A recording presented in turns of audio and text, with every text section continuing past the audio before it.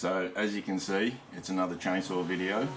So for all those people expecting to see a gun video, sorry, it's another chainsaw video. I haven't done a gun video in a while. I've been working a lot, and yeah, I need to do one, which I will do soon. Maybe, I don't know, maybe tomorrow. Tomorrow I might go to the range. I'll see how I go. But today it's a chainsaw video, and the chainsaw in question, oh by the way, if you hear some noise, it's the fan above me because it is quite warm. It's not ridiculously warm, but it's really humid again. Yeah, so I'll probably be sweating like you know what. Now, so what chainsaw are we talking? Well, we're talking about another Farmertec, Holzformer Farmertec. This is a G888, which is a copy of the Stihl MS880. Pretty much an exact copy. One thing I will mention is that in the other video, one of the other videos, I was saying that not all the Chinese saws were serial numbered that I had. I was wrong. All of the 4 Chinese saws that I have are serial numbered. This one is as well, but it's not stamped. That's interesting. They haven't stamped the number. All the others have either got a plate riveted on, or one's got a plate riveted on. The other ones have got it stamped in the casting in the case. This one has not. It's got a sticker saying the serial number, but it hasn't. They haven't stamped it in, which, no, I don't know, they might have just forgotten or whatever at the factory. Now, why did I get the Stihl MS880? Because it's a 122cc or 121, whatever. It's 122cc chainsaw, which is big. And when I say it's big, I mean it's big. It's physically big. It's heavy. It's really heavy. Yeah, this is not the sort of thing you want to be lugging around all day, definitely. Which is why, you know, I think most loggers in the United States prefer things like the 70 and maybe even 70-90cc sort of class chainsaws to carry around. This thing is super heavy. Fair enough if you're dealing with really big timber. I can understand that you'd carry this. I haven't started up yet, so I'll do that in a little while. But first, I'll have a talkie about this thing. What I like and what I don't like. I'll admit it. I do prefer Husqvarna, and I'll tell you why. Because they just seem to be a little bit easier to maintain,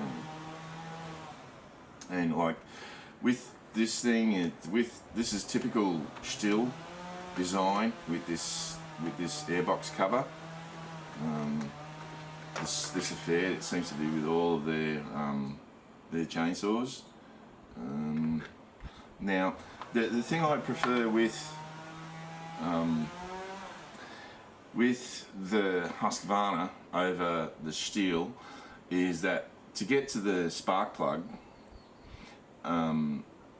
you just have to flip two holding thingamajiggers. With this thing, you got to unscrew that.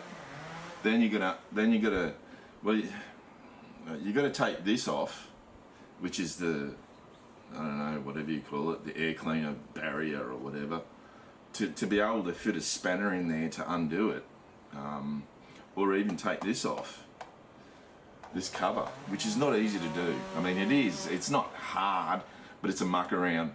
You know, to change out decompression valve on the Stihl, on the Husqvarna, it's on the side, and you just change it out, which is what I've done. I have actually changed out the decompression valve in this. The reason being is that it's not so critical with these Chinese saws. The decomp valves can come apart, and whoops, there we go. There's a proper fit. With the Stihls, the hole in the cylinder is actually big enough for the the valve that's at the bottom of the decomp valve to actually fall into the cylinder. That's I don't know why they did that. Whereas with the Huskies, the actual hole in the cylinder is only tiny. The hole for the thread and for the decomp valve is bigger, but then it's only a small hole, and that valve can't fall into the cylinder with the Husqvarnas. With these Stihl designs, it can actually fall in, which I don't like. So to guard against that happening, I've got an OEM Stihl or Husqvarna. I can't remember which one. I think it's a Stihl or a Husqvarna. No, I think it's a Husqvarna. I can't remember. I think it's a Stihl OEM decomp valve, decompression valve, to guard against that possibly happening. Which is one good thing about the Huskies. You can't have a critical, a catastrophic failure with a decomp valve and the piece falling into the cylinder, and you can imagine what would happen. Getting to the spark plug is harder on this thing. What else don't I? I don't like how the dogs are mounted. The dogs on the Husky, I think, are a better design. So that's another thing. What else? Yeah, well, if you like Huskies so much, why didn't you get a big Husky? Well, I'll tell you later. One thing I do like about the Stihl design is the fact that oh god, this thing weighs a ton. The fact that the muffler is the two-piece, so you can actually swap out this cover and put a better airflow system, or you can just modify it yourself, because all you're working on is not the cover, not the whole muffler, which is the Husky is a one piece, or it's braced together or welded together. It's braced together, I would assume. So it's not easy to take the two pieces. It is two pieces, but they're welded or braced together. Whereas this is not. It's the cover you unscrew and then you unscrew the back of it. But so that's nice to be able to take the cover off the muffler and replace it with, say, because this needs more airflow. I haven't even started it, and I can tell. It's 122 cc's. That is massive, right? And yet you've got this one little, and you can't see it, this one little gas port coming out of the muffler, out of the back of the muffler. And there is a spark screen in there. Oh man, that's really restricted. That's not good. That's not at all good. So Gordy at West Coast Saw in the United States, I think he's in Washington State, he actually makes a thing called a bark box, and it's a flat, so this cover is actually flat with a massive sideways ejecting port. It's almost the length of the height of the actual muffler exhaust, which I think this thing really is going to need, because the amount of exhaust you're going to get out of that little hole is not much. I had a look on his site, and he's sold out. His product is very popular. His products are very popular. He makes exhausts. He makes the bark boxes for the exhausts, and he also makes what's it called? The chain covers, which look really, really nice. They look like a machine built it, actually, from aluminum or magnesium. I'm not sure what they are. Coffee. It's still morning. Now, so this thing is a big saw. It's a really big saw, and it comes with the biggest chain that you can get, which is 404 gauge, pitch. It's a bigger chain than the 3/8. Most chains are 3/8. This is a lot bigger. well, not a lot, but it is bigger. So this is a 404. The gauge is still 0.63, which is the raker gauge, those things, or the slot, the rakers that run in the slot. I'm not sure whether it's a slot or the rakers. They're all a little bit over and a bit under. Now, so I've got a Jack Max 36-inch bar on this. Never had a Jack Max before. Just, you know what? I'll be honest with you. I think, yeah, it's much of a muchness with bars. Yeah, fair enough. Some might be of a harder steel, some might be of a softer steel, but yeah, I've only really had to replace one bar, and that's because I put an S-bend in it, because just not knowing what I was doing, which is quite normal for most people who own chainsaws and don't do a course, or don't watch any YouTube content. Subsequently, I did do a course, and yeah, I haven't bent another bar because you take precautions. You use wedges and other things. Yeah, so this G888, the Stihl design, I mean, to take this cover off, you got to undo two. I mean, you got to get in there to undo a screw. There's this easy one to do there. You got to get in there, and you can't even get straight in. You got to go in on an angle, which I don't like. And plus, there's this stud up here. There's a stud, and you unscrew, like there's a captured nut that you unscrew off the stud. Yeah, I don't like that. Now, it's got a standard handle on it, which I'm not a fan of standard handles. I like wraparound handles. You know, they're much more functional. The problem is that Farmertec, I haven't seen any Chinese rip-offs of the full wrap handle, of the Stihl 880 full wrap handle. It looks like nobody's doing it. I'm not sure why. Maybe there aren't that many 888s or 880s sold.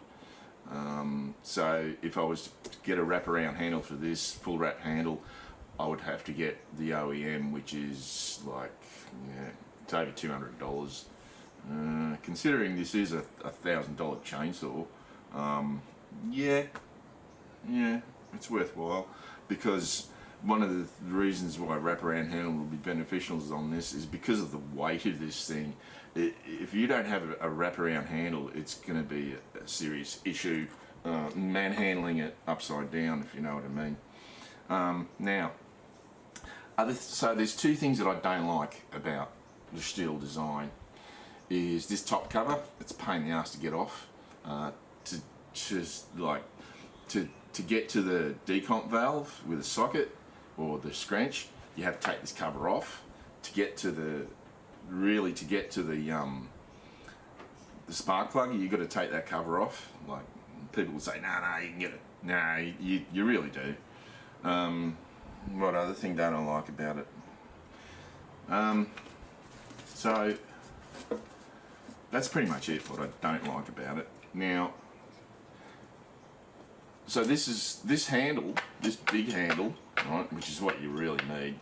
I'm probably going to buy more of them for my other saws, is what you really want on a chainsaw with this sort of compression. But what you do get, it does come with two extra pull cords and handles. This one, which one was? That one. This one was. That one was installed in it. That one was sitting in it, and it was like, yeah, not happy about that, Jan. So I put the big one on, which is not hard to do. Just there's heaps of videos about changing pull cords. So this is a bit of what does that tell you when the seller, right, supplies you with two extra cords? So I would assume that they're expecting you to break it, or for them to fail.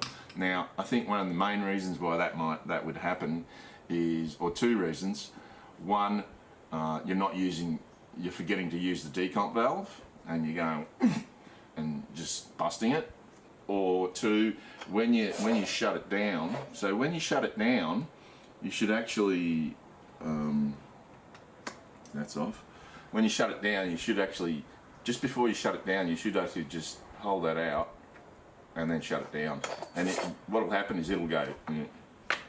So what that does is that stops the pawls that actually grip onto the flywheel to not get damaged. Because if you don't do that, if you don't hold the handle out when you shut it off, those just plastic bits, they'll get damaged and break and fail. And I have to keep remembering to do that. Let's see, what else have I changed? Well, I haven't changed anything else because I haven't got anything to change with. The dogs are really thick and chunky, and yeah, no problems there. What else? Yeah, that's about it. So what I'll do is I'll take him outside and I'll start him up and we'll see how we go. The weather's pretty miserable. It rains and then it stops, and there's lots of wind blowing and all that and everything. So I don't know what the sound's going to be like. I haven't been using my my external microphone, my Rode, on the VCR, on the camera, because I accidentally forgot to put it on a while ago, and then when I did the video, I later realised that I didn't have the microphone on it, and yet the sound quality was pretty much the same. So yeah, it doesn't seem to matter. But anyway, so people are going to say, oh, you've said all these things that you don't like about the steel design. Well, yeah, but the comparable, what's it called, Husqvarna, like, would be the what is it, 395 or something like that, or I don't know if Husqvarna makes it. And these are advertised pretty heavily. So, and I've seen a fair few people on YouTube using them, and successfully. Oh yeah, one thing that I do a lot of the time is put spring washers on the nuts. For instance, I've got spring washers on these dogs, and I've actually changed the bolts. The actual bolts that I've used to hold the dogs on the case are stainless bolts, because that's all I could get, which is not a bad thing. Plus I've got stainless bolts and spring washers because it's very, very easy for stuff to come loose if it's not Loctited or whatever. And this chain is a bit loose. Not really. No, that's pretty good. That chain's pretty good. So what I'll do is I'll take it outside. I'll shut up, take it outside, and we'll have a run of it, and then I'll come back inside. So what you get with the saw is you get one of these installed, and you get that and another one of these spare. You get the usual oil and what's it called, and gasoline bottle, El Cheapo. You get a QC pass certificate saying that yeah, it's all right. So it had been started up. It was a little bit dirty, just from soot. You get one of these, which is the M20, the T27 Torx, which is pretty useless because the end of it is always like, I can't even get into just barely sort of start to get into yeah, they're a bit rough, so you'd have to file it if you actually wanted to use it. You get your little toolkit thingo, so there was a scrunch in here, and this thing, that's pretty much it.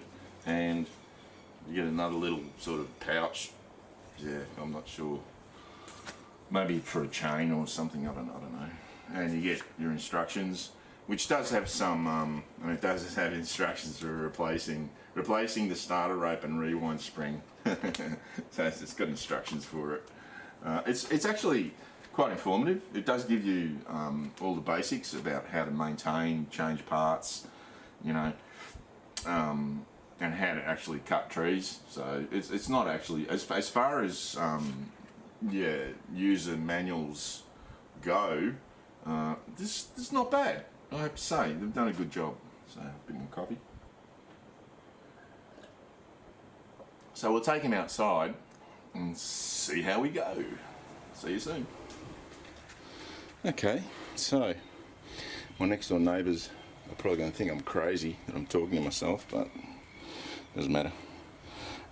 So another thing not to like about the steels is these wacky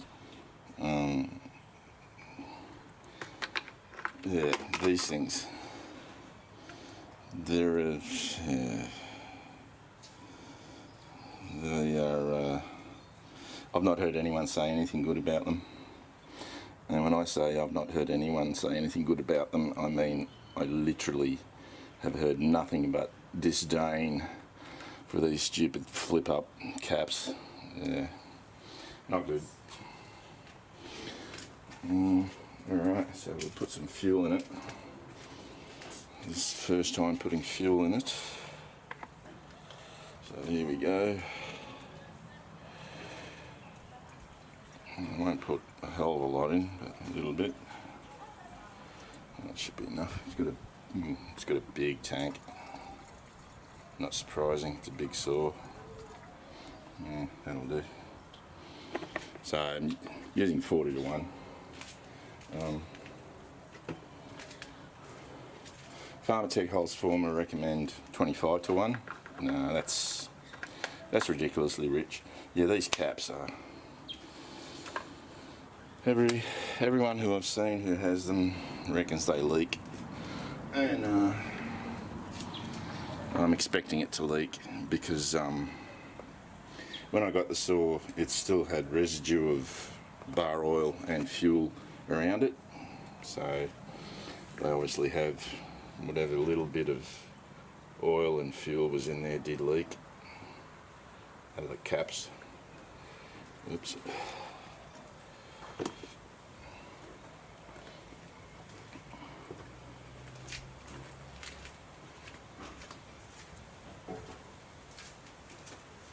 Okay, so that's fuel in, oil in.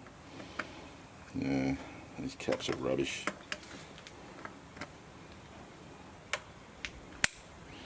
I don't know, you have to put in a bigger O-ring or something. There's nothing I can do about it. It's part of the design, and that's that. And I'm getting eaten by mosquitoes, by the way.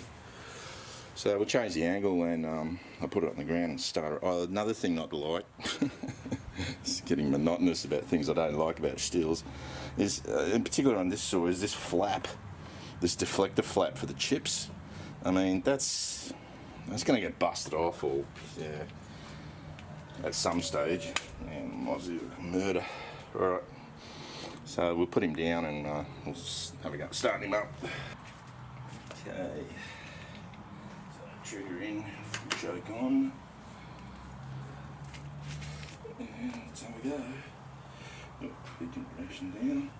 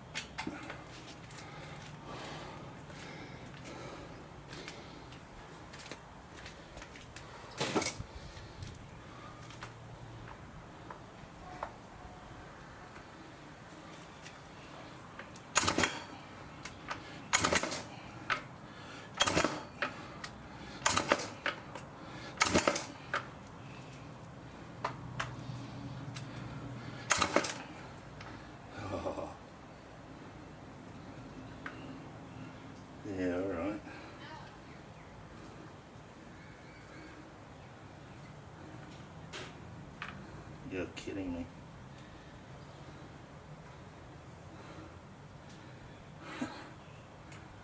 Oh. Shit.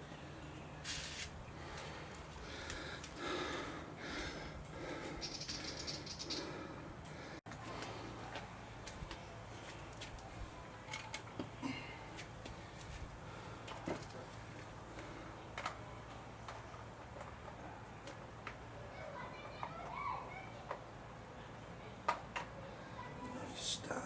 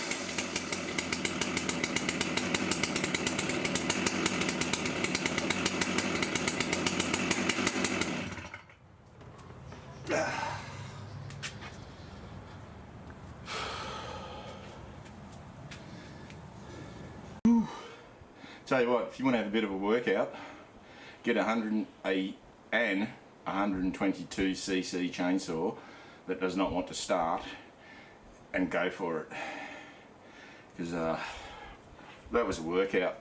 So why did it not want to start? I'll tell you why.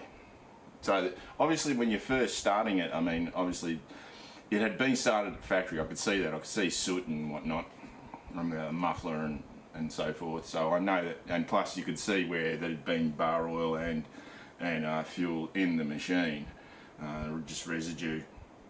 But it was just, the system was empty. So when that's the case, it does take a fair few pulls to start initially. What didn't help, and I'm assuming that was the reason, because I know how to start steels. It's very easy to flood them, but I don't flood them. But this one I did. And what was happening was that when I said to you that, because previously I've said that you should replace the decomp valves with OEM decomp valves. Well, it just so happens that I had an OEM decomp valve in this. That's one of the first things I did, was change the decomp valve, check what the spark plug was. It's an NGK spark plug. These days, Farmertec Former are supplying their chainsaws, seems all of them, with NGK spark plugs, which is nice, because my understanding is that NGK is the best.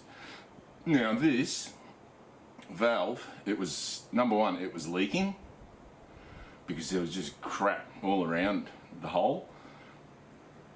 So it was leaking. Number two, that cap, that blue cap, actually came off.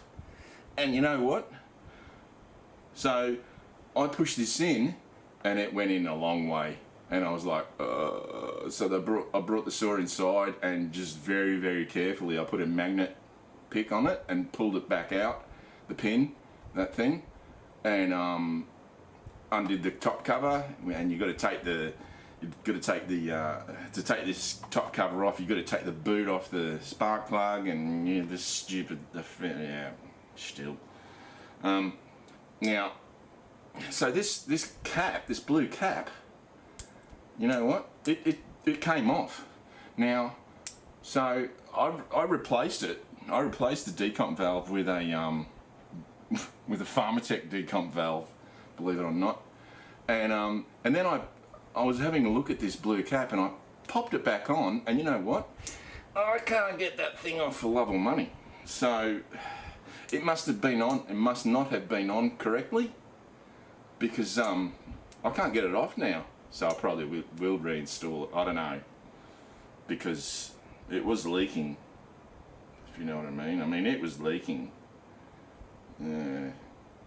I don't know if this washer is, I don't think this washer is very good.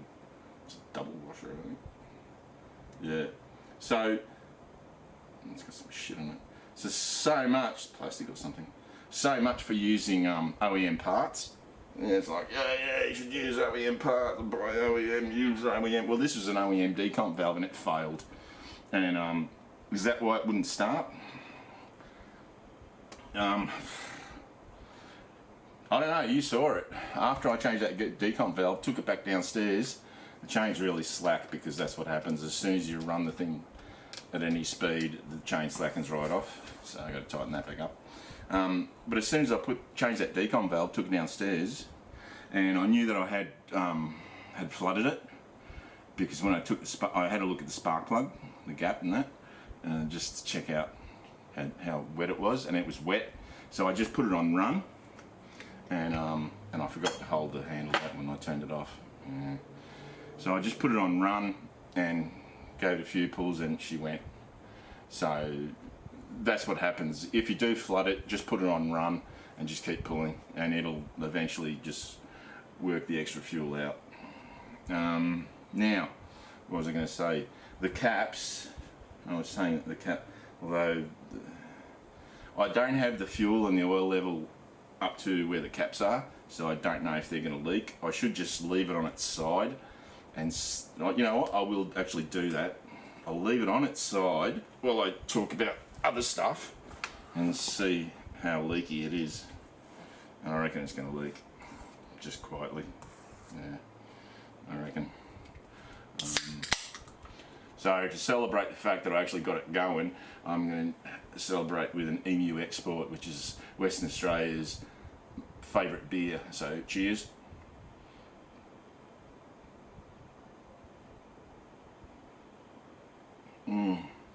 It's one of my favourites. It's really good on a hot day. Now, so what else do I have to report? So I've got 2 coconuts outstairs now. So one of my favourite channels is Guilty of Treason. Jacob Rogers, that's his channel. Yeah, and he's a professional arborist, and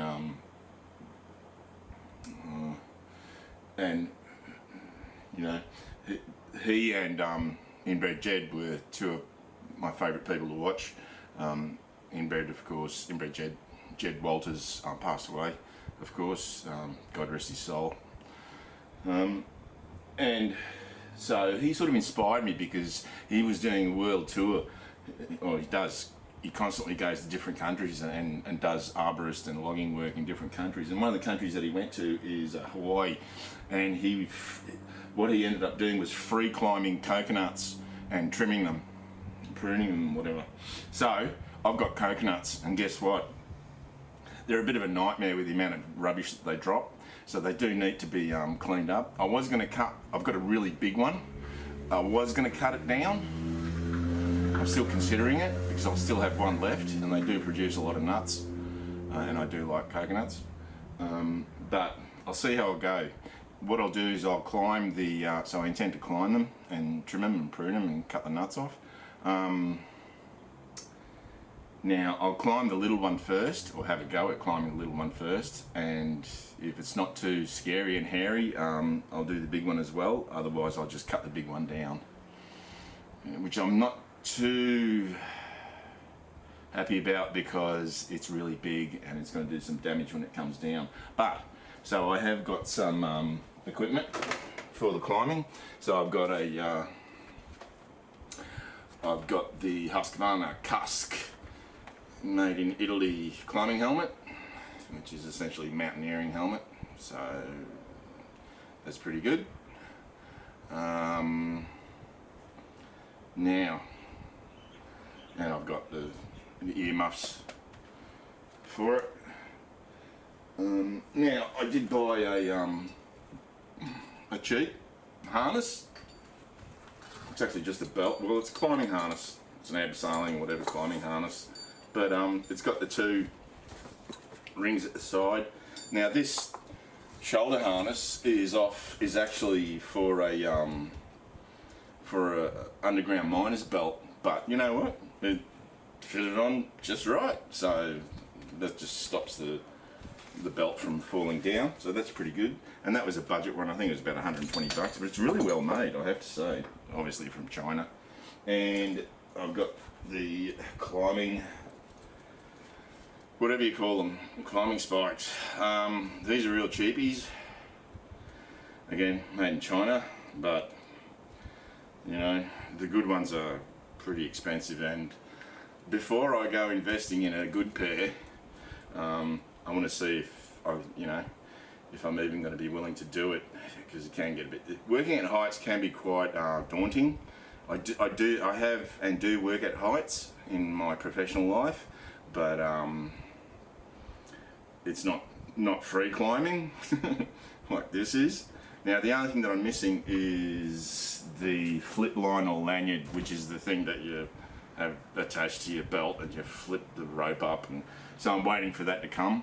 I do have some serious US military climbing rope which I could use, but I'll wait for that to come. Now to actually chop the leaves and the nuts and whatnot rubbish, I've got a few different options. Now what he used, what Jacob, and I can't remember what the mob he was with in Hawaii used, is cane knives. And cane knives are very, very good, and I think that is what I will use, and I've gotten it so that it's sharp, razor sharp, so, because it's a Trementina, made in Brazil. Trementina, I'll give them a plug because they do make fantastic machetes. Here's another Trementina. This is my favourite machete. I don't think that one's as sharp. Yeah, it is actually. I didn't think it was that sharp. Yeah. Then for a little smaller machete, I got the Fury, the machete. So if you've ever seen the movie Machete, this is a bit of what's it called? Yeah. So this is you could buy Fury, the machete. And I actually did. I should have bought a few of them because I've never seen them again. But I think he gets pretty sharp too. Yeah. And it's made out of 440C stainless, so that's really nice. That's really nice. What are the other options? So here I've got a Filipino. I think it's cold steel. It's made in, where is it made in?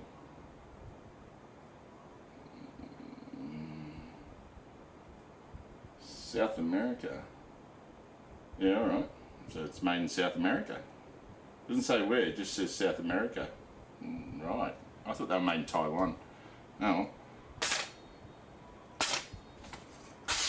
Yeah, he's pretty sharp too. Cold steel, I always use the best steel. This is a Condor. Yeah. Condor steel is usually quite soft. Like, yeah, it's all right for bashing shit with, but yeah, it's Condor steel is really, really soft. Well, it used to be anyway. Condor machete steels used to be really soft. It used to be 1055 or 1050, which really my preference for anything knife minimum. My preference is 1095 or 1090. And I don't know what the Trementina steel is, but it's a very good. It's very flexible, and it's yeah, you can get it razor sharp. So Trementina do make. They make that's what they do. That's what Trementina. Oh, they make knives as well. But they do make the best machetes. So this is what I'll be using. I had to cut a hole for a lanyard, so it'll be hanging off me while I'm climbing up, and once I get up there I'll lift it up and then whack whack whack to the nuts and leaves and whatnot. So that's what I'll be using. And what I do is when I do get anything with a wooden handle, I will soak it in linseed oil. Because what typically happens, like I had this handle, the handles come loose because the wood dries out and it shrinks. And so this handle I've had to soak in linseed oil because it was actually loose for a while there. But once you soak it in linseed oil, the wood sucks it up. If you know what, if the wood needs it, it'll suck it up, because wood has naturally got sap in it, or oil sap. Yeah. You let it dry out, and it's going to shrink, and that can be a problem. I do really like that. You know what? I love what Condor make. It's just I don't like what Condor, the steel, have traditionally used, which is really soft steel. But they do make some really nice machetes. But it's just so soft. Yeah. So anyway, let's have a look at.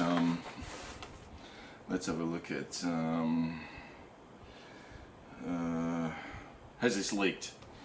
You know, because if it hasn't leaked by now, it should be all right. And let's have a look under there. No, can't see anything. I'll have a feel. No, it looks like it's working. But you know, while trying to start that initially, like I got a blood blister, and so that decomp valve really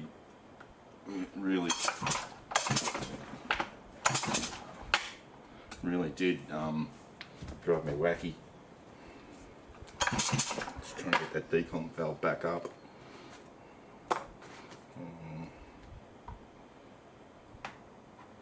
There it is. Now, so I don't know whether to whack this OEM one back in there or what, because it does feel smoother, does feel better, but a little bit of rust around there. Pardon me, but man, I can't get that. Oh, there we go. See, it came off. Now, that should not happen. So I've got it back on there. That should not happen. The only way you can prevent that is to drill a hole through it, and I'll put a pin in there. And you can get decomp valves that have got a pin through the plastic cap and through the shaft, so that there's no way that can happen. But that was very disappointing for an OEM Husqvarna part to fail like that. And especially at the start, when you're first starting a saw and you're going, what the hell's going on here? Why won't this start? You know, but anyway, it runs, so that's all good. And the next thing I've got to do is actually test it out on something. So I don't really have, which might sound weird, but the reason I bought this is partly for milling, because the stronger chainsaw you got, the quicker you're going to mill. Partly for that, and also partly for cutting down pretty big trees. And I don't really have any really big trees here, but in my backyard, although I've got a lot of trees. At the archery club, I might ring up El Presidente, who I know personally, who's a friend of mine, and just say to him, hey, you got any big trees need cutting down? Because they've always got trees that need to get cut down. There's always something dying or presenting, you know, it's got widow makers hanging up in it, and or shit like that. Pardon my French. So I'll see how I go. Anyway, next time you see this thing, I don't know, I might be cutting something big at the or maybe not even big, just test it out at the archery club, or I'm not sure. Or you might see me climbing a coconut or whacking stuff off of a coconut tree with the old cane knife, which is really nice. This one's really nice. I did have to pick out one that had a straight blade. Most of them were bent. It's not that hard to bend them back, but I prefer one that's straight to start off with. So, enough of that. So, I just wanted to clarify something. The main reason why I couldn't get it to start was because of the choke lever. It's a bit vague, like the positioning of it. So what I thought was run was actually off, because if you go, you press trigger, go to choke, and you go one up, which is half choke. The next one up is when you depress the trigger, it's on run, and then you got like after that there's another 2 positions, which is a bit weird. So what I thought, like it goes full choke, 1 click, half choke, depress the trigger, and it doesn't really go all the way, sort of goes halfway. So run is sort of this halfway position, then there's another click, and there's another click again. So this choke mechanism lever is a bit vague. So when I thought I had it in run, was putting it in run, you don't have to put it in run. As soon as you depress that trigger, it goes into the run position. So that's my fault, that's on me. So probably, I would say probably 100% of the reason why it wouldn't start was because of me. How much of the difficulty starting was because of the failure of the decompression valve, this thing, I'm not sure. I'll be honest. Now I'm being honest. I think it was all my fault with figuring out that you had to put it in run. You don't. You just, as soon as you hit that trigger, it pops up into a run position. So that was pretty much my fault. What else do I have to say about it? Yeah, all the difficulty was on me. It was my fault, because the other 2 steel copies, 660 copies, that lever isn't vague like this one. That sort of threw me off. So I just wanted to clarify that. So anyway, yeah, I just wanted to clarify that. So, and I forgot to hold the handle up. I keep forgetting to hold the handle up when I switch it off. I've got to remember to do that. I thought the rope was sort of catching. It wasn't coming all the way out. I don't know if you noticed that, but I took the mechanism off, the recoil mechanism off, and had a look at it, and no, it was smooth, and then I put it back on, and yeah, it's okay now. So yeah, it was probably me when I wound the cord, when I replaced this handle, when I installed this handle rather than the other handle. Yeah, I think I sort of screwed up winding that cord up, but now it's okay. So anyway, just wanted to clarify that. See you later.